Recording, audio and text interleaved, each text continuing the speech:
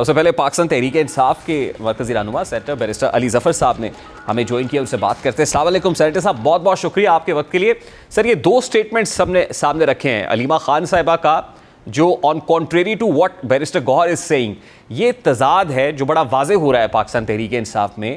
اب بیانیہ کیا ہے، پالیسی کیا ہے، کچھ سمجھ نہیں آ رہا ہے۔ یہ کانشیسلی ایسا کیا جاتا ہے یا ہو جاتا ہے سر؟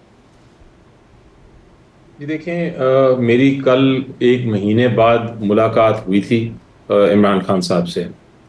جب ان سے ملاقات ہوئی اس کا میں تھوڑا سا آپ کو جب بیان کروں گا تو آپ کو پی ٹی آئی کا جو بیانیہ ہے اور ہمارا جو فیوچر کا، مستقبل کا جو ہمارا رد عمل ہے وہ سامنے آ جائے گا۔ عمران خان صاحب نے یہ کہا کہ اس وقت قوم کے سامنے 3 بہت بڑے مسئلے ہیں۔ پہلا مسئلہ یہ ہے کہ جس طرح انہوں نے پہلے بھی یونائٹڈ نیشنز میں فرمایا تھا کہ مودی جو ہے وہ کچھ نہ کچھ حرکت کرتا رہے گا پاکستان کے خلاف، اور اب چونکہ وہ زخمی ہو چکا ہے تو وہ ضرور کچھ سوچ رہا ہے اور بہت جلد وہ کوئی ایسا کام کرے گا جس کی وجہ سے حکومت اور قوم کو پھر سے ایک ساتھ کھڑا ہونا پڑے گا۔ دوسرا انہوں نے کہا کہ بہت بڑا مسئلہ آنے لگا ہے، یہ کل کہا، اور وہ یہ ہے کہ یہاں پاکستان میں دہشت گردی بڑھے گی، اور ہم نے اس کا ایک بدقسمتی سے ایک مثال دیکھ بھی لی بلوچستان میں آج۔ تیسرا انہوں نے کہا کہ اکنامک کرائسس، معاشی ایک بحران ہے، اکنامک کرائسس ہے، اس کے لیے بھی اتحاد اور یونٹی کی ضرورت ہے۔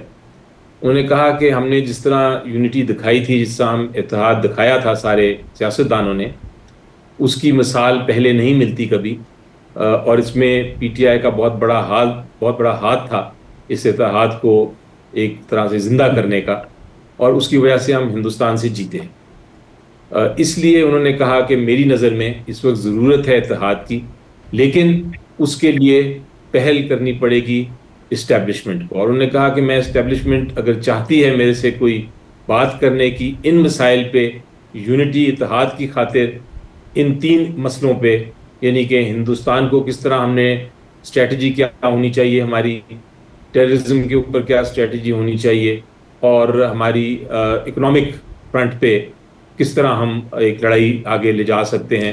Sir, I agree to an extent, sir, کہ this calls for serious national consensus, national unification کی ضرورت ہے۔ یہ ہوا انڈیا پاکستان اسٹینڈ آف کے دوران بھی، بہت اچھا جو ہے وہ ایک کنسنسس کا، ایک اتحاد کا میسج بھی گیا، لیکن جس طرح کی پیغام رسانی ہو رہی ہے، جی دیکھیں، تو ان کا پیغام تو یہ بڑا کلیئر تھا کہ اگر وہ بات چیت کرنا چاہتے ہیں تو وہ ضرور کریں، لیکن اس میں میرا کوئی انٹرسٹ نہیں ہونا چاہیے، یعنی ان کا ذاتی کوئی فائدہ نہیں ہونا چاہیے۔ وہ بلکہ الٹا انہوں نے کہا کہ آپ کیسز جو ہیں میرے جلدی فکس کریں، جس کی وجہ سے آج میں جا کے چیف جسٹس اسلام آباد ہائی کورٹ سے ملاقات بھی میں نے کی کہ ان کے کیسز جا کے آپ فکس کریں۔ انہوں نے کہا ہے کہ میں فکس کروں گا۔ تو جہاں تک ان کے کیسز کا تعلق ہے، وہ کہتے ہیں میں عدالت سے لڑوں گا اور جیتوں گا، لیکن نیشنل انٹرسٹ پہ میں بات کروں گا۔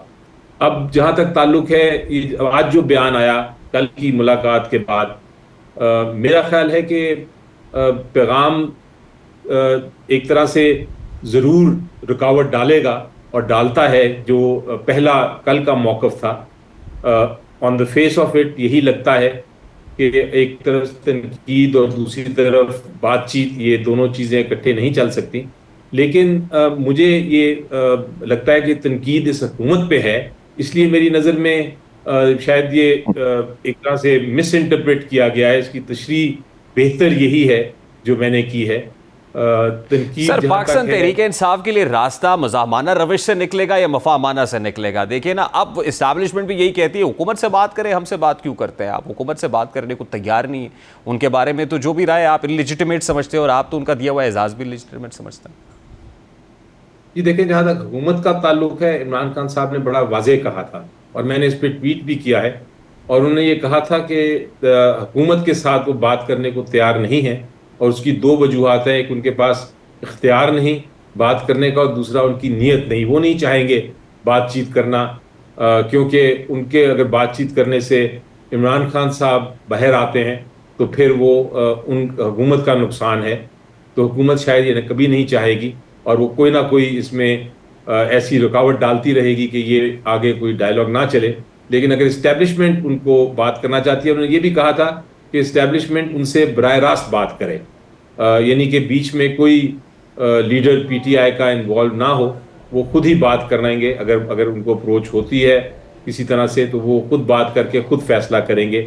یہ پوزیشن ہے پی ٹی آئی کی. But why would they do it سر؟ مطلب یہ بڑا سادہ سا سوال ہے. مجھے یاد ہے بانی پی ٹی آئی نے ایک کھلا خط لکھا تھا chief of the army staff کو, اپنے ٹویٹر کے اوپر بھی انہوں نے پھر اس کو کھلا خط کہا گیا. ابھی بھی کوئی خط لکھنے کا ارادہ ہے کہ آئیے مجھ سے بات کریں, آپ کے تھرو یہ پیغام پہنچایا جا رہا ہے اسٹیبلشمنٹ کو کیا وہ بات کرو, ادروائز وہ کیوں کریں گے سر؟ دیکھیں وہ کیوں کریں گے, بڑا آپ نے اچھا سوال پوچھا.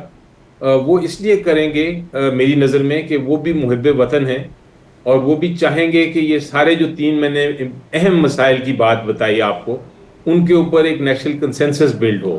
اور سب کو پتہ ہے کہ اس وقت جو پوری پاکستان کی سب سے بڑی سیاسی جماعت ہے اور جو ایک ان کا ملک کا لیڈر ہے, میں ملک کا لیڈر اس لیے کہتا ہوں کہ میجورٹی جو ہماری ہے قوم کی وہ ان کے ساتھ ہے, تو ملک کا جو لیڈر ہے اس کو اس سارے ڈائلاگ سے, سارے مسائل سے باہر نہیں رکھا جا سکتا.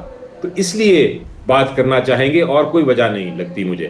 وہ صرف پاکستان کی خاطر بات کرنا چاہیں گے. بھائی صاحب, I have to take a very quick short break here. بہت بہت شکریہ.